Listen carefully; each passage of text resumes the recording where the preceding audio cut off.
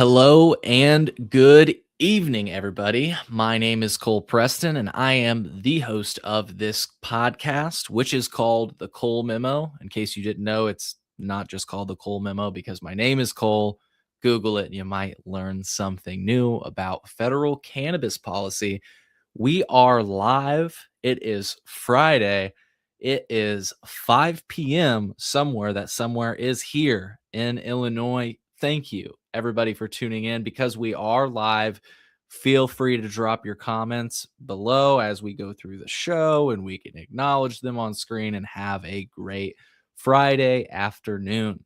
We've got a lot to get into in this broadcast. Medical cannabis patients will soon be able to shop at all dispensaries in Illinois, and the state recently published the application that will allow those dispensaries to begin that process. Also, Illinois has proposed new rules that would expand outdoor cannabis cultivation to all licensed growers. That's an issue I've broken news here on the show.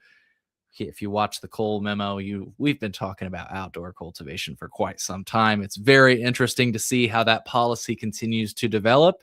We might also briefly discuss some images I recently came across from the state's Bureau of Cannabis Testing. And of course, we'll keep the floor open along the way for all of your questions. Before we get on into all of that, I've had quite a few people writing in and asking how they can catch the show live and participate, like our friend Marine is, our friend Sandra Champion. Both, if I am getting this name right, and Marine and Sandy are both well-known advocates in the space. So thank you both for tuning in. Smoking Pots and Pans tunes in and says, "Happy Friday, Cole. I hope you've had a good week, and I hope you have a good weekend." Thank you so much, and likewise. If you're wondering, how can I catch these shows live and comment along the way, I'd say the best way to do that is to go on over to colememo.com/YouTube and subscribe. And if you do subscribe, make sure you turn on notifications so that you actually get notified when I go live. I know some people have subscribed and still aren't seeing the alerts. One of the easiest ways you can support the show is by simply engaging with it wherever you're watching or listening. Leave a 5-star review if you can. Hit the like button, leave a heart, or whatever option the platform gives you. It really does help. And of course, this show is brought to you by listeners like you. So if you'd like to support this show directly by contributing $1 or $2, you can do that at colememo.com/support and make a contribution of your choice. So now you know how to find the show live, and you can find all of my work at thecolememo.com. Medical cannabis at all dispensaries, new rules that could allow outdoor cultivation for all licensed growers, and a glimpse inside one of the first state cannabis labs in the nation. All of that in this episode of The Cole Memo. The Cole Memo. The Cole Memorandum. The Cole Memo. The Cole Memorandums. The Cole Memo. The Cole Memo is what allows this whole thing to go on. I mean, you have to respect the memo. Hey, this is Tommy Chong, and you're listening and watching The Cole Memo.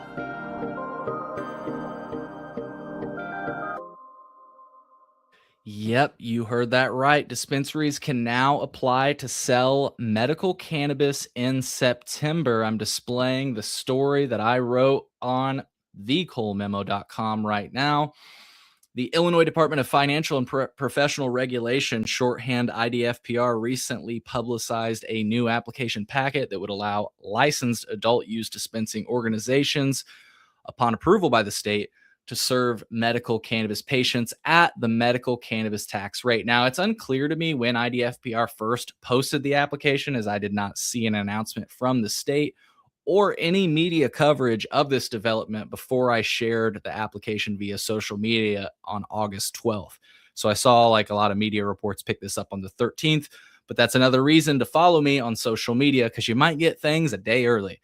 So credit where credit is due. I did see IDFPR made a social media post, I think within the last 7 hours about it. But again, you would have known on August 12th if you followed the Cole Memo on X, for example. Beginning September 10th, 2026, the licensed adult use dispensing organizations will be able to apply for the new license. Now, up front, they must submit a non-refundable $5,000 application fee. Upon issuance of the license, the standard renewal fee, as I understand, increases to $10,000 per renew cycle. So each year, from what I understand, the application also asks applicants to provide an updated dispensary floor plan identifying a consultation area for medical patients.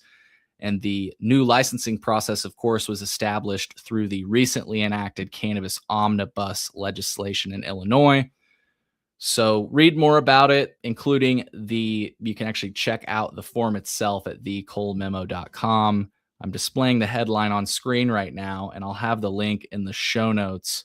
If you're watching live, I usually update the show notes after the fact. So just go on over to thecolememo.com if you're a dispensary that would like to start that registration process. There are different requirements, like I say, including that idea that you have to have a designated medical cannabis patient line and registers that serve medical cannabis patients first. I'm really, really happy that this became a thing that was incorporated. I don't know if I've ever told this story, but one time I had to go to a dispensary in Chicago, and I kid you not, if I would have had to wait in the adult use line, it would have taken me over an hour. I showed my medical card. I was able to go to the front of the line, and I was in and out of there in 5 minutes. It was insanity. And it only felt right also because, medical patients shouldn't have to wait in that line. So once again, if you'd like to see the form itself, read the form, or if you want to see other media coverage of this subject, I even linked to our friends Illinois News Joint, Marijuana Moment, and MJ Biz Daily, who have all covered this subject respectively. So once again, you can find me on social media. Just look up the Cole Memo. You can also maybe find my socials under an old handle, Chillinois Podcast. There's a new Illinois rule that would expand outdoor cannabis cultivation to all licensed growers. And I saw this proposal highlighted today by Illinois News Joint, which pointed to an August 14th edition of the Illinois General Assembly's Joint Committee on Administrative Rules, shorthand JCAR, the Flynn Report. According to the Flynn Report, IDOA, the Illinois Department of Agriculture, would expand the definition of a licensed premise to include areas outside of an enclosed, locked facility. And basically, it would allow cultivation centers and craft growers to cultivate outdoors as long as the area is surrounded by a continuous physical barrier at least 8 feet high. There are other requirements outlined. One thing that I'm not seeing many people cover at all is that the cannabis grown outdoors must only be used for the purposes of extraction. Again, this is a topic I've covered for years. It wasn't until recently that any other major mainstream media source picked it up. I first shared information on this in 2023. I reached out to a lot of people and they were just like, Cole, this story's boring. I'm like, really? In August of 2024, I obtained and published more letters. And in between those time periods, I admittedly did have a lot of craft growers reach out to me and they're like, wow, Cole, I didn't know this could happen. This could really help us out. And I'm like, yeah, that's what I'm thinking, right? Grow using the sun, this agricultural state of Illinois. It only seems natural that you could grow outdoors.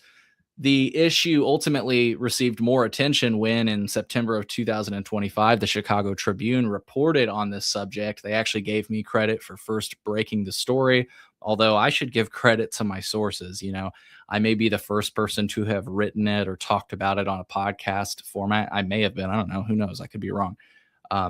But I learned these things from folks like yourselves, so credit where credit is due. But thank you, Robert McCoppin, for giving me credit in the Tribune. That was super, super cool.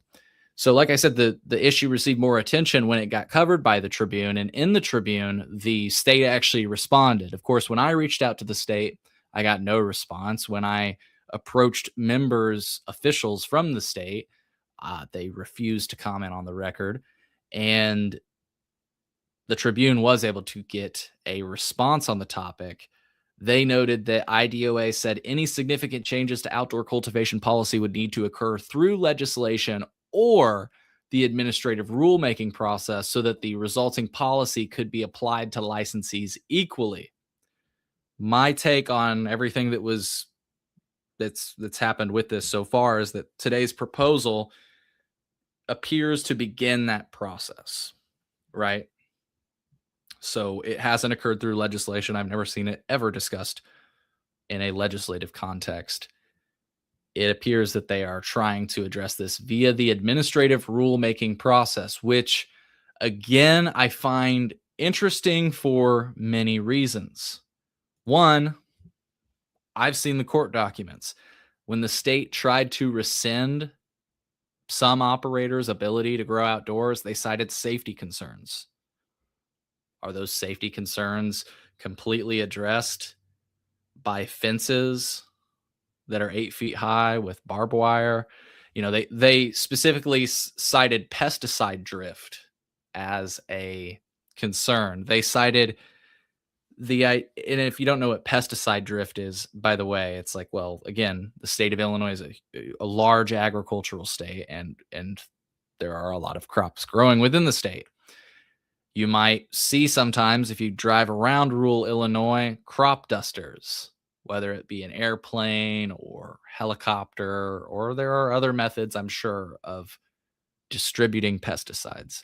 There's this concept of pesticide drift, the idea that it goes into the air and could descend onto other crops. And from what I understand, it's something that farmers try to be cognizant of, but it's just sort of the wind blows in different ways, and it's a dynamic that's hard to predict and control. The state had testified, at least from what I've seen, that they were concerned about pesticide drift. I'm just interested to see that they're no longer concerned, because at the time I was always just like, if you're concerned about anything with regard to the product, wouldn't our testing procedures address all of those concerns? Because we have the best testing procedures in the state, remember? So I found that notable. The state has proposed some rules and now do seem to be open to the concept of allowing all growers sort of grow outdoors. Now, whether I don't know exactly why all of the sudden they're able to propose those rules, if it's just capacity, if it just, if it's a feedback thing, I'm not exactly sure. The other thing I think I mentioned is that this cannabis grown outdoors can only be used for the purposes of extraction. So it's interesting. It'll be interesting to see what effect this has, if any, on the cannabis market. And like I say, these are just really interesting developments. So I think I had another point, but that's okay. That is basically the story. The proposal is now open for public comment. So anybody who wants to weigh in on the proposed outdoor cultivation rules can submit their comments to the Illinois Department of Agriculture through September 28th, 2026. I did some digging. I think you can only submit written comments. And if you want more information, I've got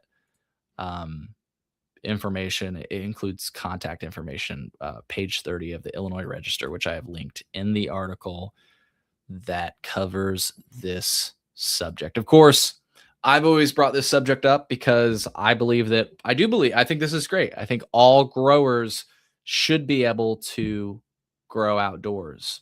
I think that should extend to home growers as well. And if you're wondering, well, Cole, they say all licensed growers should be able to grow outdoors. Yeah, I agree. As a home grower in Illinois, the only way you can grow at home is if you have a license, a medical cannabis license. So you would be a licensed grower. And I don't see why you shouldn't be able to just, I guess, follow these regulations that are spelled out. Get a continuous physical barrier, at least 8 feet high. The barrier would have to be constructed of chain link and topped with razor or another type of security wire. Outdoor cultivation areas would also have to be screened or covered from ordinary public view and secured through controlled access points meeting the same security standards. I think all of that is really overblown, but if that's what I need to do in order to grow my cannabis outdoors, I think I should have the option to do that. Drop your comments below. I am curious what you are wanting to know. Penny Hart's comments and says, medical is such a small amount of money. I can imagine some shops not wanting to bother starting to sell medical. Yet, it'll be interesting. I will just say that. I was having a conversation with actually you, Penny Hart's, the other day, and I was discussing, like, I don't know, was it today? I don't know if they're doing some math like, well, we've been eating this tax for the medical patients. Does the math so that they would be saving money by not having to eat that tax? I don't know. Would it increase their sales enough appreciably so that it makes it worth that $5,000 non-refundable fee? Would it make it worth, that $10,000 per year fee? I will just say, and I forgot to mention it earlier, that medical with regard to medical adult dispensaries, supporters of that provision say that allowing all adult use dispensaries to obtain medical licenses could provide financial benefits if federal policy remains on what seems to be its current trajectory.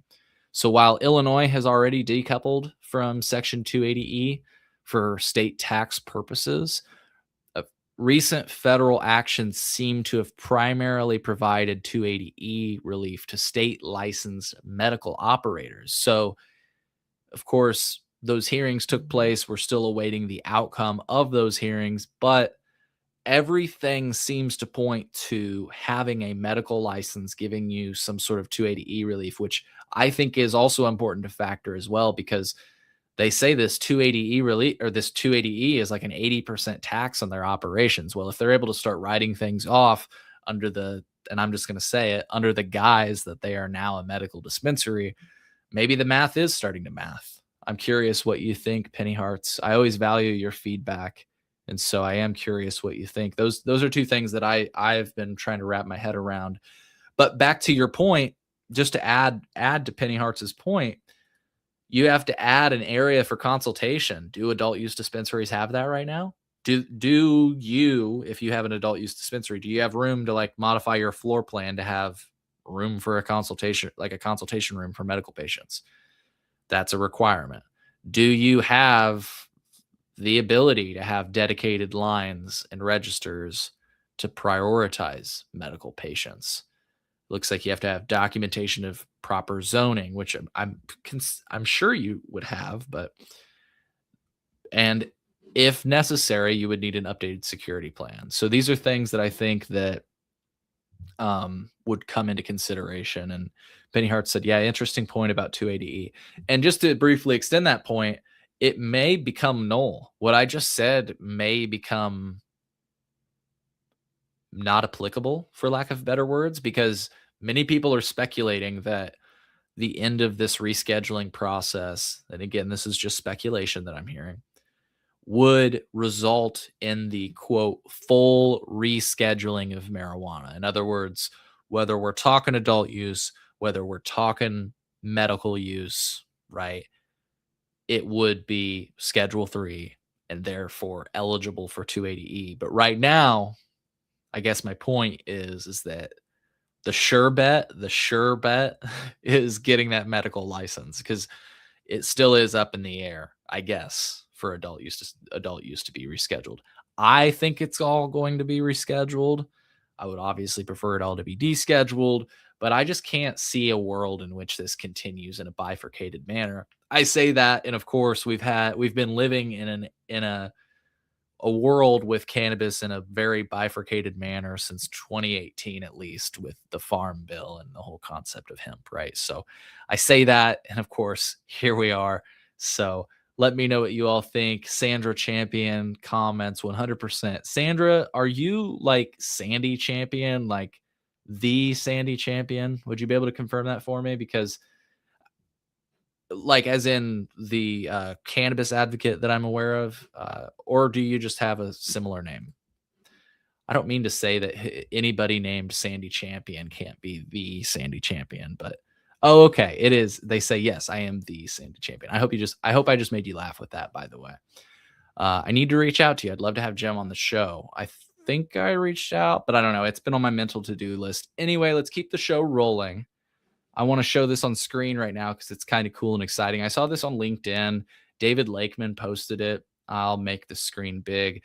Basically, I think just an intern joined the Illinois Department of Agriculture Division of Cannabis Regulation Laboratory. And so, if you would like to really read their post, what I will just say is just pause your screen and you can read their post. I'm going to scroll down to the part that I thought was cool, which is pictures from the cannabis, what is it? The Bureau of Cannabis Testing or something like that at the Division of Cannabis Regulation. So you don't see a lot of images of this lab. So here's a few images of the lab. That's basically it. That's all I had to share. I will say that I've shared some images of the lab in the past. You guys might recall I used to describe it as like a junior high science lab. If you ever been in science, where you got like the little like connections to plug in your Bunsen burner, and then you got like those like little lab sinks. I don't know.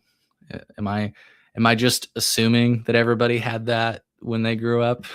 But anyway, that's what I would have described it when it first started. Of course, I'm displaying it on screen right now. It looks much different. They've got like really official machinery and everything else. David Lakeman, I shared this in the past actually at a medical cannabis advisory board meeting. This is an article I wrote quite a while ago, and I took some screenshots of images that he shared during his presentation, because I was like, holy cow, that's the lab. That's the lab I was telling people about. And so there are some other images. These are the only other images I've really seen shared. And I'll just flash on screen. On October 28th, I've written extensively about the Illinois Bureau of Cannabis Testing and what exactly the role is, statements that the state has made on it, and just so much more. I'm a little bit obsessed with the topic of Illinois cannabis, if you can't tell. So, Penny Hart says they almost look like AI. That lab is well lit. Yeah, let me pull that back up. It is a crisp white, isn't it? Let me pull that up. It is very well lit. They've got a nice camera for sure. Yeah, okay, Sandy, I'll have to reach out to you. Marine, thank you for tuning in. And folks, if you haven't seen my episode with Marine Surin, definitely check it out. What episode number was that? I'm about to close the show, but let's see. That was episode 252. Check that out. Marine came on the show. We talked about Ashley Surin's story. If you're not familiar with Ashley, go ahead and look up Ashley's Law, Illinois Cannabis. You'll find some really, really insightful history. Thank you both, Marine and Sandy, for what you do.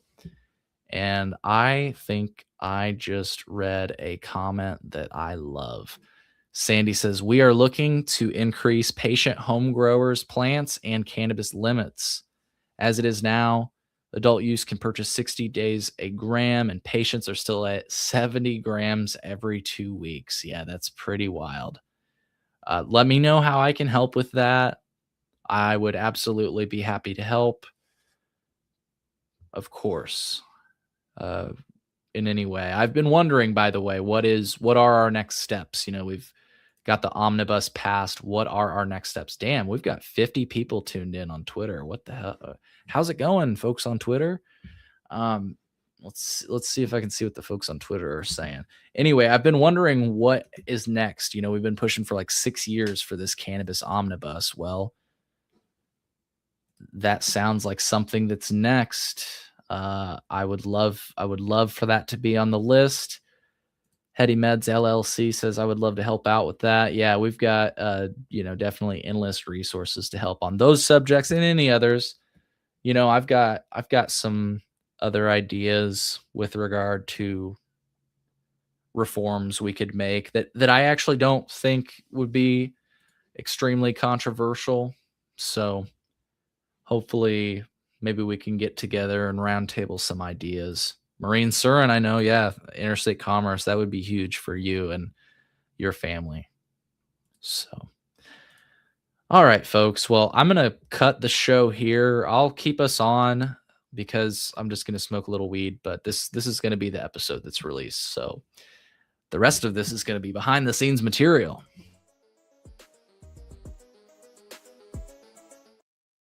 Actually, you know what? If that's going to be the end of the episode, what we have to do is this. Thanks for watching. I hope you enjoyed this episode. If you don't want to miss another broadcast, be sure to subscribe on YouTube or at colememo.com/subscribe. If you'd like to support the show, please like, share, and consider visiting colememo.com/support. Thanks again for watching, and I hope you'll join me on the next broadcast of The Cole Memo. The Cole Memo. The Cole Memo. The Cole Memo. I mean, you have to respect the memo. My new life goal is to become important enough that when I say the Cole Memo, it makes it into that intro.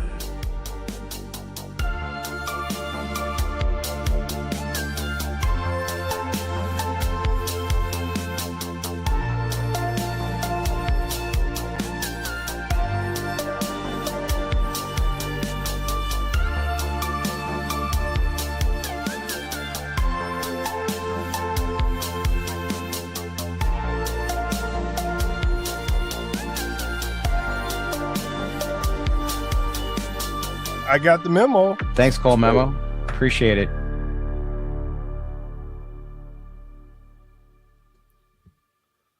Boom. And we're back. We're back with some behind the scenes content. I've been drinking. No, I just poured a glass of wine because it's Friday. It's past 4:30 p.m.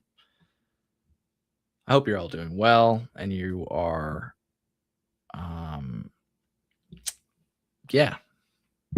enjoying your weekend. I'm just now kicking it off, so I'm really looking forward to it all. And thank you everybody that shared the link and tuned in to this live stream. What's new with all of you? Let's see if there's any new cannabis news since I went live. I'm, focused on Illinois cannabis news, but let's take a look at our friends from marijuanamoment.net.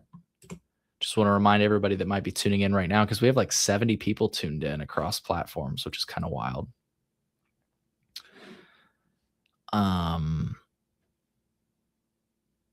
Yeah, no crazy headlines that I missed. Marijuana legalization boosts agriculture jobs in states that enact it, new study shows. Wow. You're telling me that legalizing an agricultural industry boosts agriculture jobs in states? What? Oh, man, that's funny. Oh, Sandy, thank you. Thank you. I'll reach out to you. I think we just added each other on Facebook or something. I did just social media is weird. I'll reach out to you though. They keep banning my social media. They say I'm talking about dangerous topics and substances. And I get why, because it's cannabis, but it's I'm not it's funny whenever my family tunes into my show or has heard about my show, because I don't necessarily advertise it to my family either, but occasionally it comes out, or occasionally I come out of the cannabis closet, if you will. And they will tune in and they'll be like, Cole, your show is boring. Like, thanks.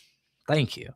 No, but I think that some people tune in and expect that because it's a cannabis show that I'm going to be like, all right, man, let's load it up. And no, it is a focus of the conversation, but it's not a focus of the conversation, if you will. I don't know if that makes sense. Do people get what I'm trying to say here? Okay, why are so many people tuned in on Twitter? That's my question. 69 people on Twitter. What? Here's the thing. Whenever this happens with people tuning in from Twitter, I'm convinced it's bots. I'd love to pat myself on the back and be like, wow, I'm really holding people's attention here. But here's a challenge to my 69 people that are tuning in, 70 people that are tuning in from Twitter. Drop a comment. Tag me right now on the Cole Memo. I'm watching. Give me a proof of life. I'm telling you, these are bots. And I'm not wanting to cut myself down. I would love to be able to be like, yeah, I've got nearly 100 people on an impromptu live stream. I don't buy it. Crickets. Nothing. Okay. All right, folks. Well,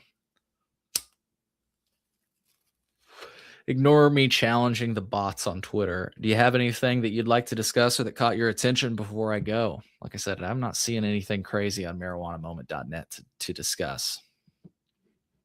I guess before I go, check out the recent episodes that I've done. There's been some awesome ones. I recently had gubernatorial candidate for the state of Illinois, Colin Corbett, on. He talked about cannabis policy in Illinois and so much more. But it's crazy to have a gubernatorial candidate on, and they, it's always cool to talk to politicians about cannabis. I had Brad Spearson on an episode like, what is it? Was it 298? I think it was 298. He was actually at the signing of the omnibus with Governor Pritzker. In episode 301, I was joined by Robert McCoppin from the Chicago Tribune. Man, Okay, yeah, episode 298 appears to be where we live streamed from Sway, and I actually gave Brad a heads up that it was going on. I wasn't able to make it there, and Brad was able to ask the governor questions on cannabis. I wasn't able to suggest questions, but I just reached out to people that I knew in Chicago, and I was like, hey, the governor's giving like a cannabis press conference. I can't make it there. Make hay while the sun shines, I guess, right? So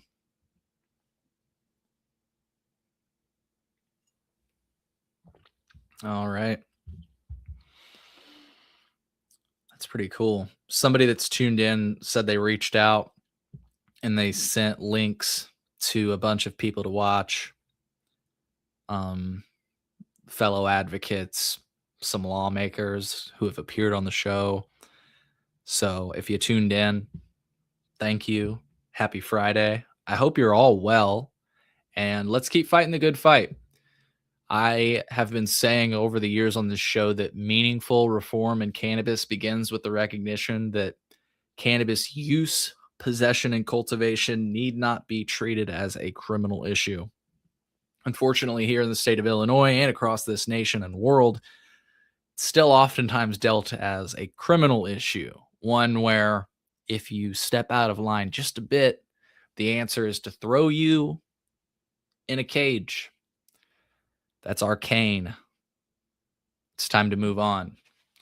It's 2026, folks. Welcome. To be exact, it's August 14th, 2026. It's 5:32 p.m. Thank you, everybody, for tuning into this episode of the Cole Memo. And I agree, Sandy. What a day. That was truly historic. I wish I could have made it there. So, man. But on that note, we'll end it. Cheers, folks. Oh, maybe. Maybe I'll spark up before I go. No, I'm just joking. Cheers, folks.